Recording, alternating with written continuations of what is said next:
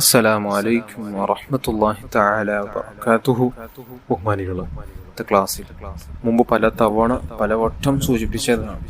പലരും അത് പതിവാക്കുന്നവർക്ക് അത്ഭുത റിസൾട്ടാണ് ജീവിതത്തിൽ കാണാൻ കഴിയുന്നത്. അത്രയും മഹത്വമുള്ള ഒരു ദിക്റാണ്, അള്ളാഹുവിന്റെ പരിശുദ്ധ നാമമാണ് മലിക് എന്ന നാമം. നമുക്കൊക്കെയും അറിയാം, യാ മലിക്കു യാ അല്ലാഹ്. ഇത് മഹാന്മാർ പഠിപ്പിച്ച, മഹാനായ മുനാവിർ റളിയല്ലാഹു അൻഹു പഠിപ്പിച്ച, അവിടെ നിന്ന് പറയുന്നു, പ്രത്യേകമായ ഒരു ആദത്ത്, ഉച്ച സമയത്ത് 100 തവണ വീതം ഒരാൾ പതിവാക്കി വന്നാൽ അദ്ദേഹത്തിന്റെ മനസ്സ് അല്ലാഹു സുബ്ഹാനഹു വ തആല അവന്റെ നൂറ് കൊണ്ട് പ്രകാശിപ്പിക്കും, അവന്റെ ഹൃദയത്തെ പ്രകാശിപ്പിക്കും.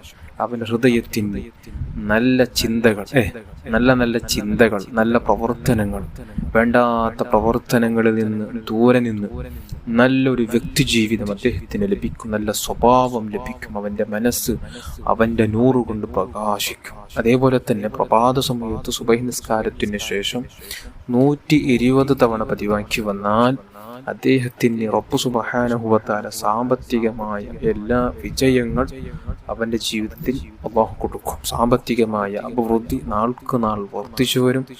ഇനി ജോലിയില്ലാത്ത ഒരാളാണെങ്കിൽ അദ്ദേഹത്തിന് സമ്പത്തുണ്ടാകാൻ നല്ലൊരു ജോലി റബ്ബ് സുബ്ഹാനഹു വ തആല കാണിച്ചു കൊടുത്തിരിക്കും.